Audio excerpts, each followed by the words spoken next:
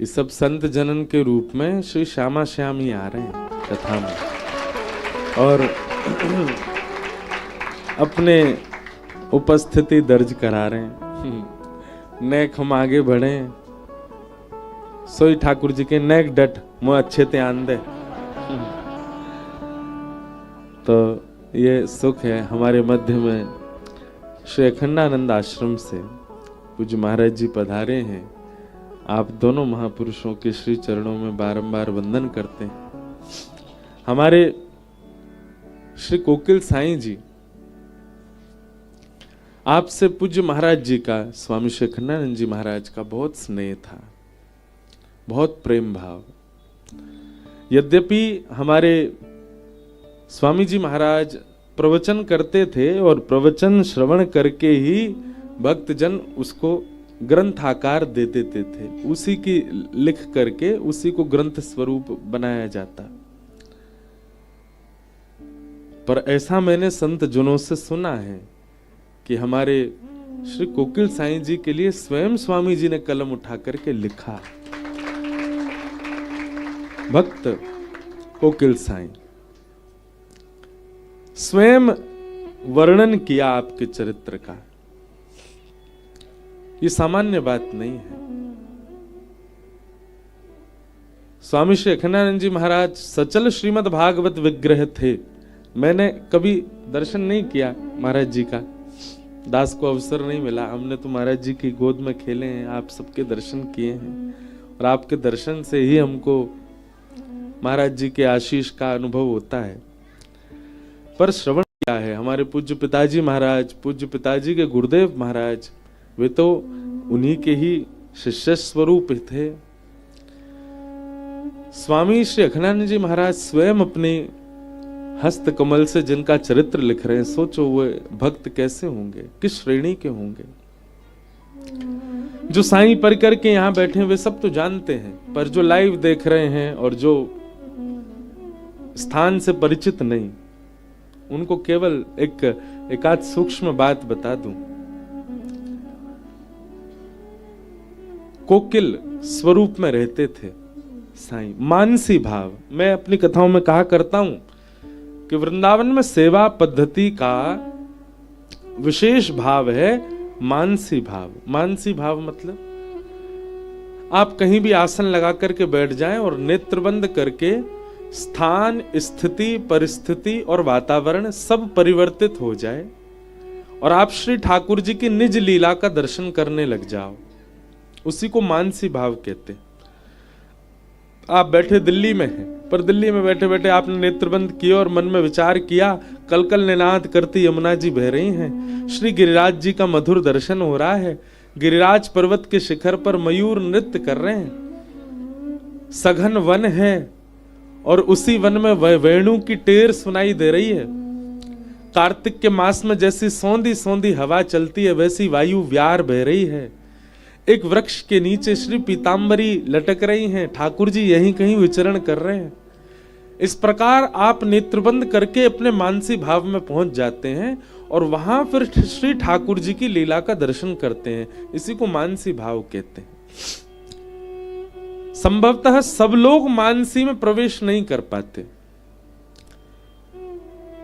वृंदावन के रसिक जनों की आज्ञा से और संत जनों की आज्ञा से मैंने पूछा कई बार, तो उन सबका आदेश हुआ कि यदि मानसी में आपको वो दिख जाए जो नहीं दिखना चाहिए, जो सांसारिक विकार है, यदि वो दर्शन हो जाए तो मानसी को उसी समय विराम दे देना चाहिए। उसके बाद फिर सत्संग करो, संत जनों को प्रणाम करो, शीत प्रसादी पाओ, खूब नाम जप करो और पुनः कुछ दिन के अवकाश के बाद फिर प्रयास करो मानसी में जाने का। और फिर से यदि विकार आवे तो फिर 6 महीना कम से कम मानसी मत करो। इतना सूक्ष्म भाव है, क्योंकि प्रत्यक्ष की सेवा एक बार को ठाकुर जी अस्वीकार कर दें, पर मानसी में जो आप पधराओगे ठाकुर जी स्वीकार करेंगे। मानसी प्रत्यक्ष से भी प्रगाढ़ सेवा है। तो हमारे साईं मानसी में कोकिल रूप धारण करके विरह में विदग्ध हमारी श्री सीता जी को, सिया जी को, किशोरी जी को जब देखते तो वहां जाकर के श्री राम जी का गुण सुनाते, श्री राम जी का नाम सुनाते, कोकिल रूप धारण करके, और सुंदर सुंदर भाव सुना करके श्री जी का विरह जो होता था उस विरह को शांत करने का प्रयास करते थे। मानसी में देह से सबके बीच में होते थे, पर नेत्र बंद करके मानसी भाव से श्री जी की सेवा में होते थे। कितनी बड़ी सेवा कि वे श्री जी को विरह में नहीं देख सकते।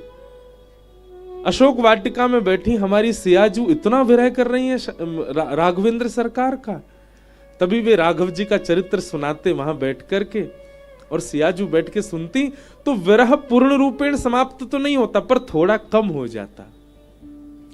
वैसे ही श्याम सुंदर के विरह में विराजमान हमारी श्री किशोरी जी या कभी कभी यमुना तट में होती तो साईं कोकिल रूप मानसी में धारण करके किशोरी जी के पास जाके वहां ठाकुर जी का यश सुनाते। किशोरी जी का विरह समाप्त हो, किशोरी जी का विरह शांत हो। एक अद्भुत स्थिति थी साईं की। ऊपर दर्शन किया है मैंने और आप सबने भी किया होगा कि एक दिन किशोरी जी का विरह देख करके इतने व्याकुल हो गए साईं अपने मानसी में कि जैसे ही उन्होंने पलंग से अपना चरण नीचे रखा तो पृथ्वी पिघल गई उनके चरण रखते ही। इतना विरह। मुझे कोई बात सता रही है, मेरे चित्त में कोई विरह है, मेरे चित्त में कोई व्याकुलता है, तो प्रभाव मेरे ऊपर होगा, पर मेरे चित्त के विरह से प्रभाव दूसरे पर होना यह एक प्रेम को दर्शाता है। मेरे चित्त में, मेरे जीवन में हो रही घटना किसी और को व्याकुल कर रही है तो समझो किसी और का प्रेम किस स्थिति का होगा। श्री जानकी जी का विरह आप इतना भी नहीं सह पाए, जानकी जी के विरह को देख करके आप इतने व्याकुल हो गए कि प्रत्यक्ष में, मानसी में आपने दर्शन किया था पर प्रत्यक्ष में आपने अपना चरण रखा तो पृथ्वी पिघल गई। ऐसे थे हमारे श्री कोकिल साईं। और थे नहीं हैं, ये वृंदावन में थे शब्द पास्ट टेंस नहीं चलता है, वृंदावन में सब प्रेजेंट टेंस है। कभी भी कोई कहे यहां ठाकुर जी ने जे लीला करी, करी नहीं कर रहे हैं। यहां पर किशोरी जी ने ये लीला करी, तुरंत टोक दो, करी नहीं कर रही हैं। वृंदावन प्रकट है, हमारी दृष्टि उस योग्य नहीं कि उस प्रकट का हम दर्शन कर पाए। वृंदावन में आज भी लीला चल रही है श्याम सुंदर की, पर हमारी वह स्थिति नहीं कि हम वह दर्शन कर पाए। हमारे साईं का स्वरूप था कि आप अपने ठाकुर जी का दर्शन किसी को नहीं कराते थे। क्यों? हमको एक बात साईं से मानो ऐसा लगा कि हमें प्रेरणा मिली इस बात से। हम अपने लाल जी को सबको दर्शन कराते हैं, पर साईं सबको अपने ठाकुर जी का दर्शन नहीं कराते थे। और किशोरी जी का एक श्री स्वरूप साईं की पगड़ी में सदा विराजता था। तो साईं किसी को अपनी ठाकुर जी का दर्शन नहीं कराते थे। उसके पीछे कारण क्या था कि हमारे ठाकुर जी बड़े भोरे हैं, हमारे ठाकुर जी बड़े सीधे हैं, जे संसार के लोग जाकर के संसारी वस्तु उनसे मांग लेंगे और वे बेचारे संकोच में सब दे देंगे। ये कहीं उन संकोच में इतने सहज, इतने सरल, इतने प्रेम स्वभाव के ठाकुर जी को इस संसार के लोग जाके कहीं और संकोच में ना डाल दें, इसलिए अपने ठाकुर जी का दर्शन नहीं कराते। लेकिन हमारे हिताश्रम वाले पूज्य बड़े महाराज जी जब साईं के काल में वे थे, उन्होंने अपनी लेखनी में लिखा है कि वे जब साईं से मिले तो उन्होंने सबने सुना ही था, वृंदावन में सबको पता था कि भाई कोकिल साईं जी किसी को अपने ठाकुर जी का दर्शन नहीं कराते। उनको ये भय है कि ये संसार के लोग हैं, कहीं जाके कुछ मांग ना लें ठाकुर जी से, ठाकुर जी को संकोच में ना डाल दें।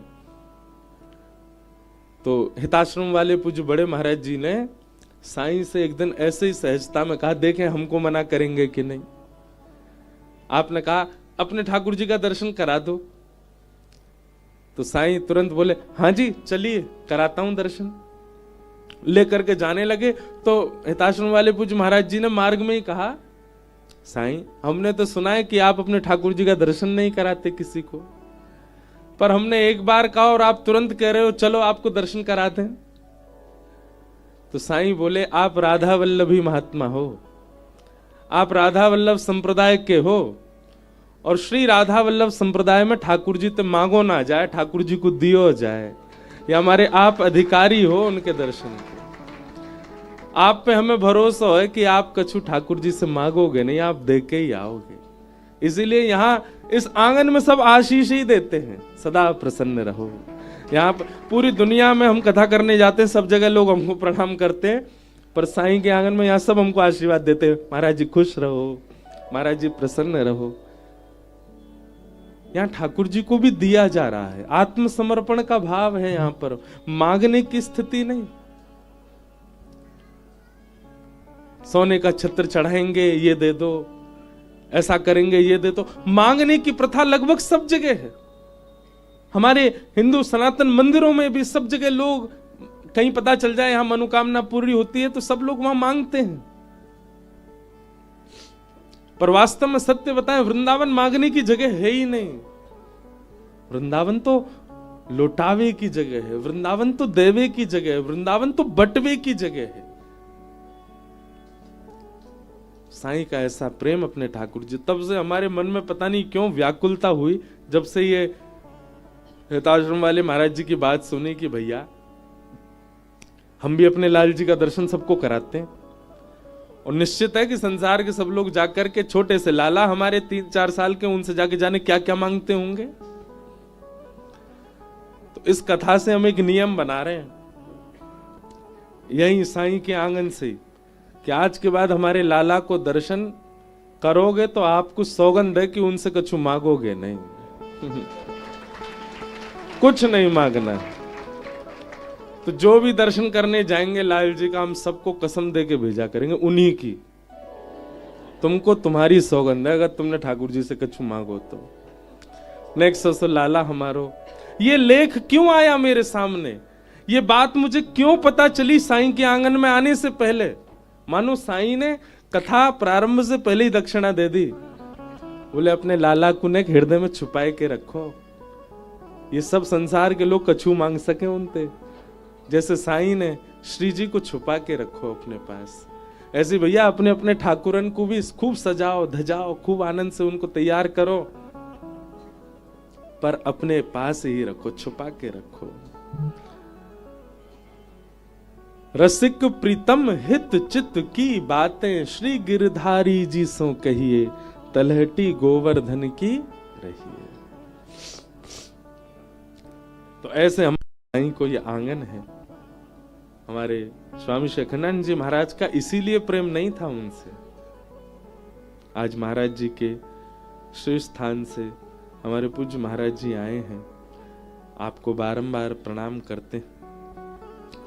सच्चिदानंद रूपाय विश्वोत्पत्त्यादि हेतवे तापत्रय विनाशाय श्री कृष्णाय वयं नमः।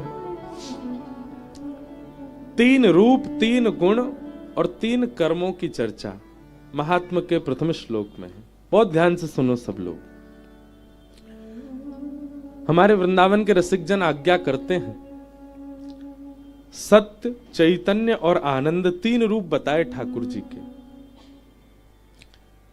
ओम तत्सत, ये 3 शब्द आप कहीं भी सुनते हो तो सीधा अर्थ लगा लीजिए कि ठाकुर जी को अंकित किया जा रहा है, ठाकुर जी को संकेत किया जा रहा है।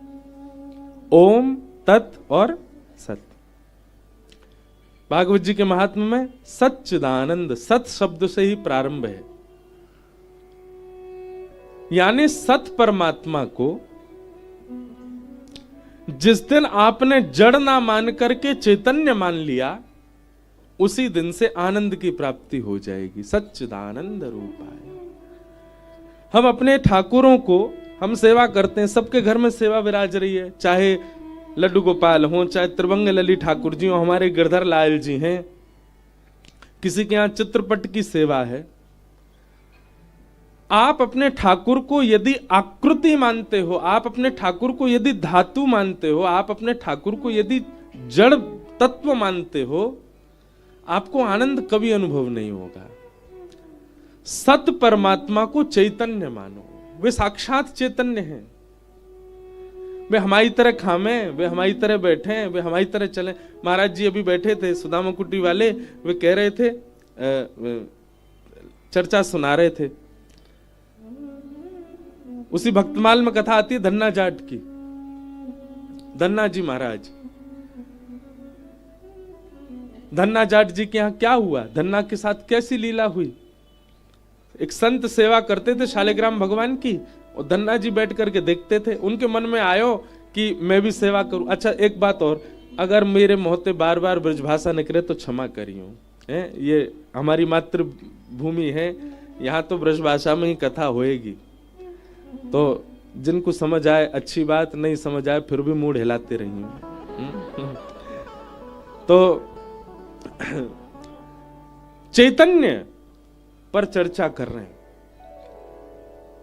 धन्ना जाट जी के मन में आई, छोटे से बालक हैं धन्ना, संत कुछ दिन उनके यहां रहे, रोज सेवा करते। बच्चों का स्वभाव होता है, दादी दादा नानी नाना या घर में कोई संत आ जाए और उनकी सेवा देख लें तो बच्चों का बड़ा मन लगता है उसमें।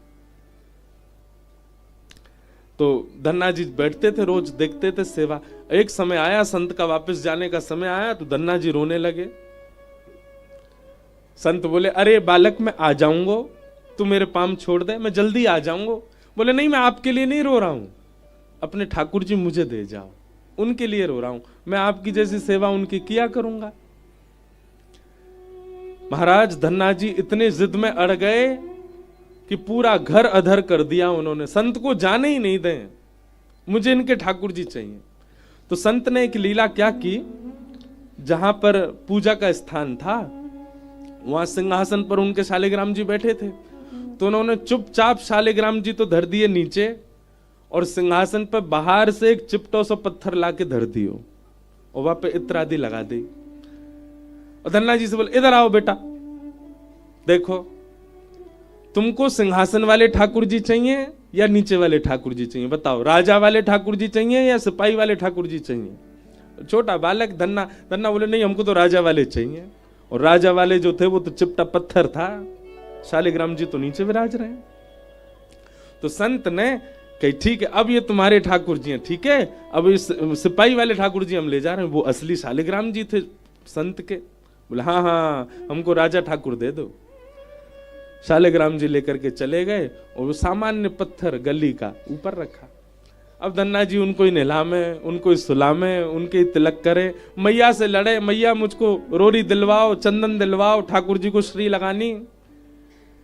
मैया कोई व्यवस्था नहीं कराए तो बेचारे बाहर से मट्टी में ही पानी मिलाए के वहां को चंदन लगा दें, कोई व्यवस्था नहीं, फिर भी सेवा करें। इत्र नहीं मिले तो सामान्य तेल ही लगा दे ठाकुर जी को।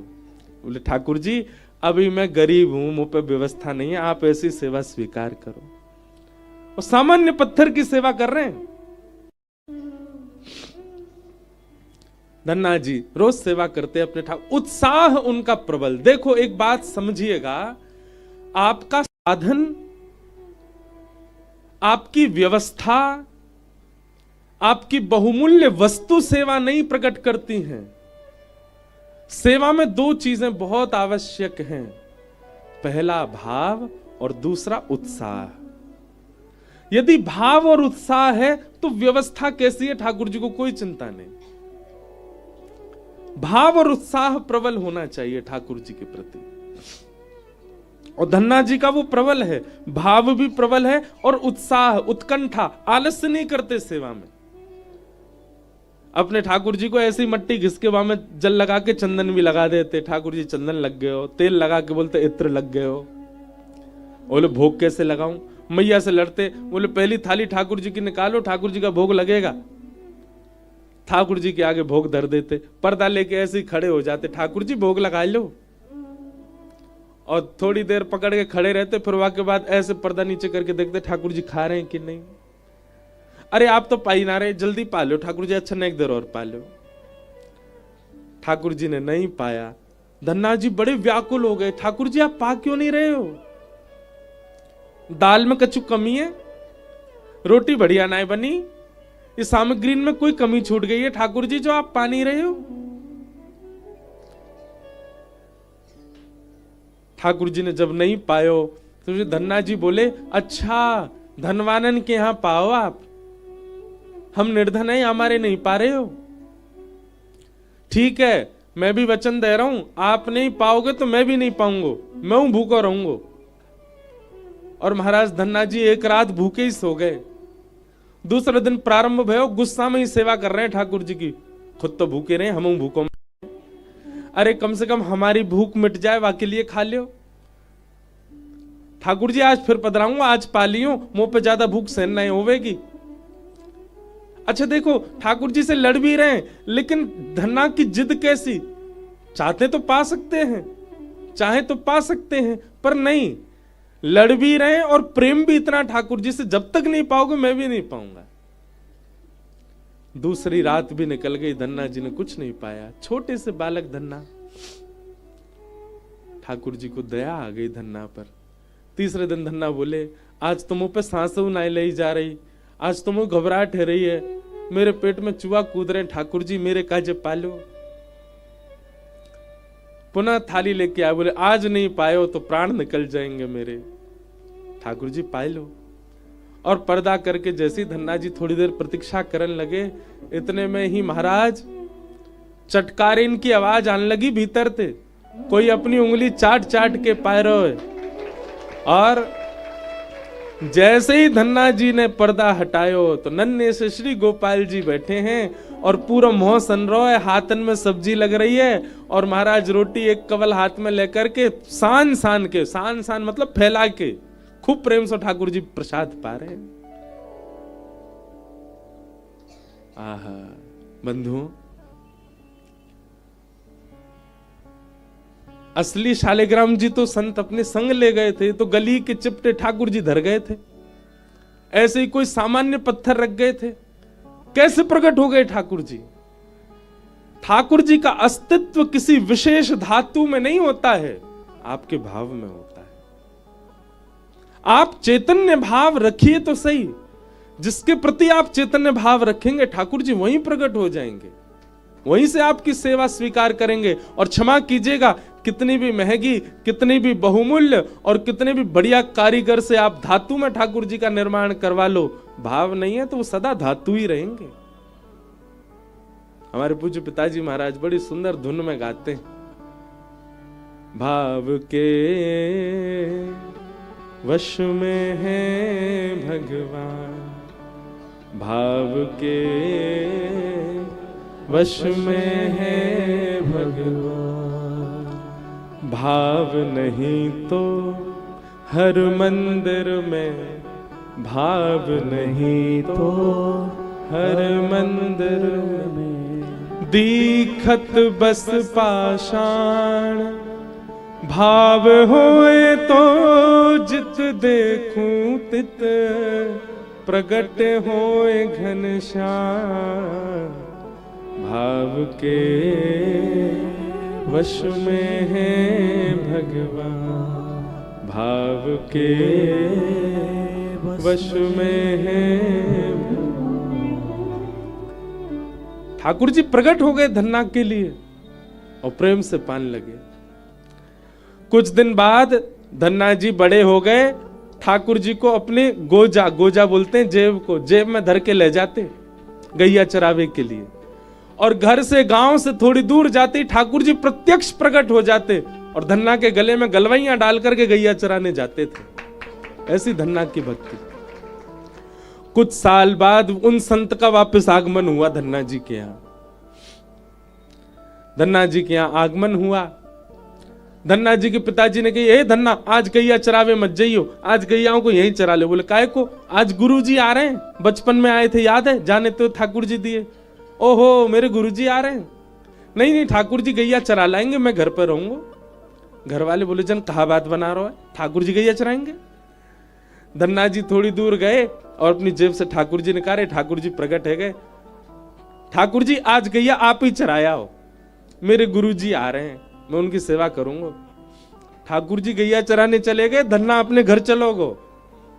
और यहां गुरुजी आए, पैर धोए, माला पहनाई, दक्षिणा रखी, चंदन लगायो।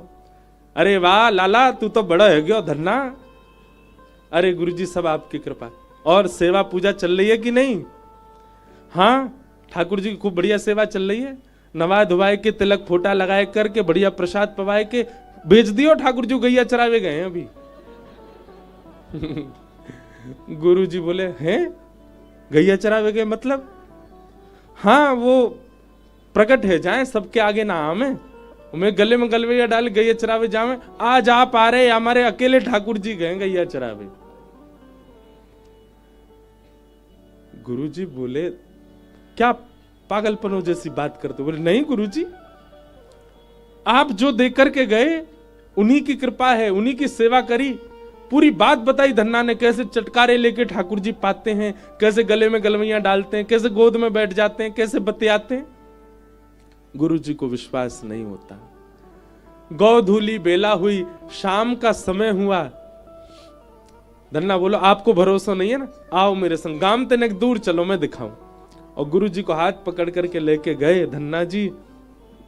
तभी क्या देखा, धन्ना जी की गाय आ रही हैं और उन गायन को हाँकते हुए श्याम सुंदर आ रहे हैं। त्रिभंग लली मनोहर पीतांबरी पहनी है, ठाकुर जी के मधुर अलकावली हैं।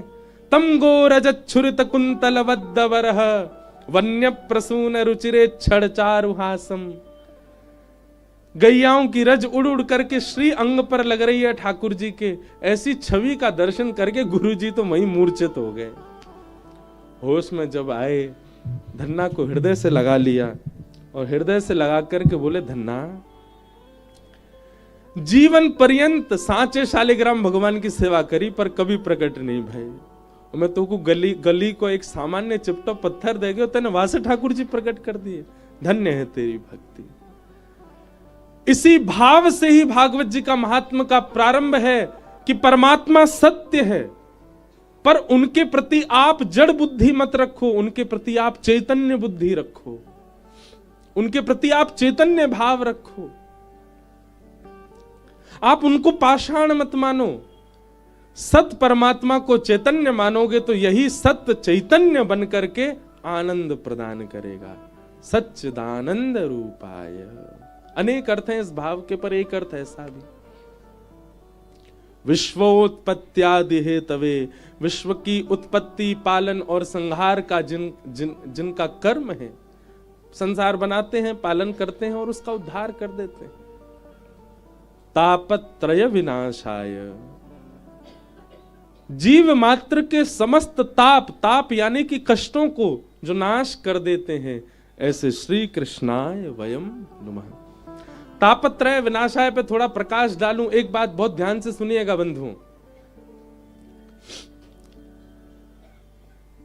मेरी शरण में आने वाले के समस्त तापों को मैं नाश कर देता हूं। ठाकुर जी अगर ये बात कह रहे हैं तो हम व्यास हैं, कल हापुड़ कथा विराज विश्राम करके आए, आज यहां प्रारंभ कर रहे हैं। 5 तारीख को यहां विश्राम करेंगे, 6 से ऋषिकेश में प्रारंभ करेंगे। हम तो इतनी लीला गा रहे हैं ठाकुर जी की, तो मुझे तो जुकाम होना ही नहीं चाहिए था। तापत्रय विनाशाय, सब प्रकार के ताप दूर करने वाले हैं ठाकुर जी। तो हमारे जीवन में कभी मानसिक रोग, कभी शारीरिक रोग, कभी व्यवहारिक रोग मुझ जैसे को भी स्पर्श नहीं करे। भले हम भक्त नहीं, पर कथा तो गाते हैं ठाकुर जी की। इसका मतलब क्या है? आपके प्रारब्ध में जो जीवन में आना है वो तो आएगा, उसको आप दूर नहीं कर सकते। लेकिन श्री ठाकुर जी की शरणागति से उस आने वाले कष्ट का प्रभाव आपको अनुभव नहीं होता, आपको पता नहीं चलता। समझ रहे हैं ना बात को? मानसिक पीड़ा आ सकती है, शारीरिक कष्ट आ सकता है, व्यवहारिक संसारिक कष्ट जीवन में आ सकता है, पर ठाकुर जी की शरणागति जो ले लेता है उसको फिर कष्टों का अनुभव नहीं होता, वो सामान्य हो जाता, वो सम हो जाता। क्या मीराबाई के जीवन में कष्ट नहीं था? क्या सूरदास जी के ना नेत्र होने का उनको कष्ट नहीं था? क्या रैदास जी को, क्या कबीरदास जी को, जितने भी भक्त आप उठा लो, क्या उनके जीवन में कष्ट नहीं था? अगर व्यवहार दृष्टि से आप देखो, संसारिक दृष्टि से आप देखो, तो सबके जीवन में कष्ट है। पर क्योंकि वे ठाकुर जी की शरणागत हैं इसलिए उस कष्ट का अनुभव नहीं होता।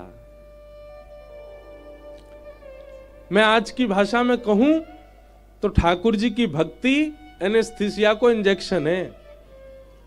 लग जाएगो, सुन्न पड़ जाओगे, ऑपरेशन तो होएगो, काट फाड़ तो होएगी, लेकिन दर्द ना होएगो।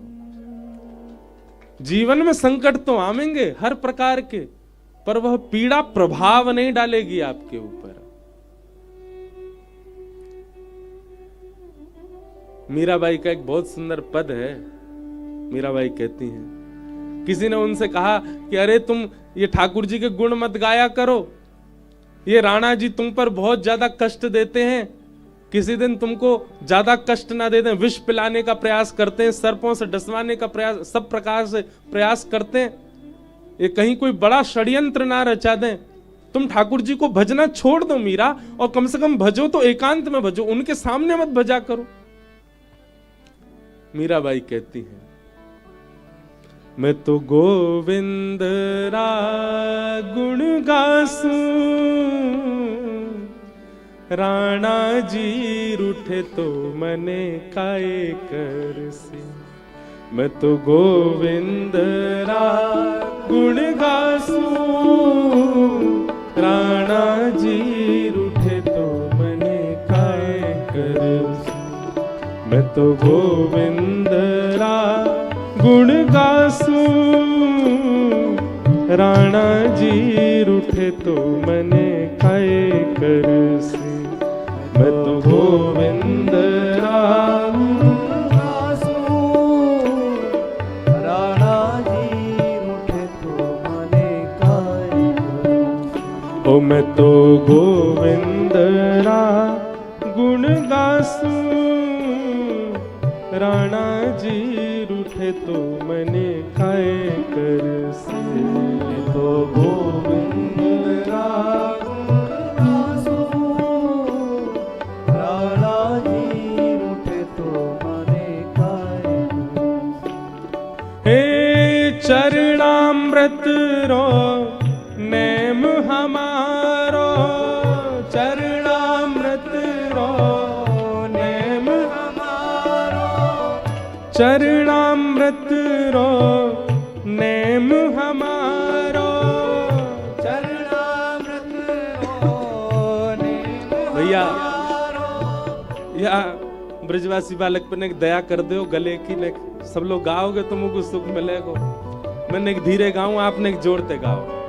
चरणामृत रो नेम हमारो, चरणामृत चरणामृत रो नेम हमारो, चरणामृत रो नेम हमारो। मैं तो नित उठ दर्शन जासूं, राणा जी रूठे तो मने काए करसी। मैं तो नित उठ दर्शन जासूं, राणा जी रूठे तो मने काए करसी। ओ मैं तो गोविंद रा गुण गासूं, राणा जी रूठे तो मने काए करसी। तो गोविंद रा गुण गासूं, राणा जी रूठे तो। श्री राधा रमण लाल की।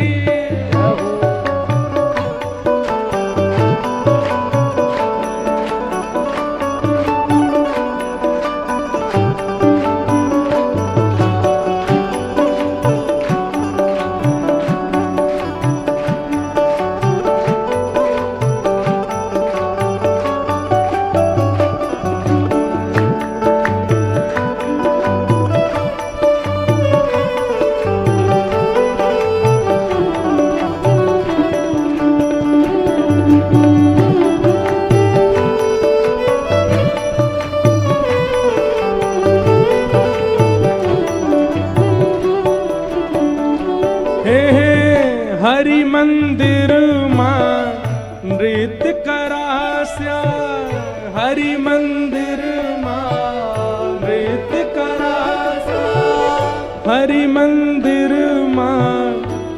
नित्य करास्या हरि मंदिर नित्य करासा मैं तो घूंघरिया घम का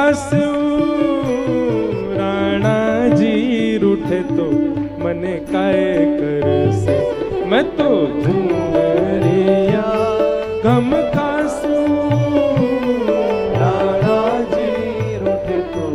अरे इसे कहते हैं तापत्रय विनाशाय। हमसे कोई कह दे तुम ऐसा नहीं कर सकते ठाकुर जी की सेवा में, जैसे बुरा नहीं मानना, कई भक्त पति होते हैं तो उनकी पत्नी आंख दिखाती है, नहीं रखोगे एकादशी का व्रत, कल हमारे बच्चे का जन्मदिन है, बेचारा डर के मारे नहीं रखता। कई पति लोग भी पत्नी को डांट देते, नहीं जाना वृंदावन, बेचारी चुपचाप बैठ जाती कोने में। कई माता पिता बच्चों को डांट देते, नहीं सुननी कथा, पढ़ाई करो, एग्जाम आ रहे हैं तुम्हारे, वैसे करनी चाहिए पढ़ाई, हाँ समय मिले तो सुनो। पर ये सारे तो एक व्यवहारिक कष्ट मैंने बताए, लेकिन संसार कई कष्ट हमको देता, उन कष्टों के कारण हम ठाकुर जी के भाव को पीछे छोड़ देते। मीराबाई कहती है कष्ट प्रधान नहीं है, भाव प्रधान है, हमारी सेवा प्रधान है। अरे कष्ट आवे हम उसको प्रधानता क्यों दें? हमारी क्या स्वभाव बन गया, कष्ट जीवन में आया हम आसन कुर्सी लगा के उसको पहले बैठाते हैं, प्रायोरिटी उसको देते हैं। जैसे फ्लाइट में जाना हो, बिजनेस क्लास वाले को प्रायोरिटी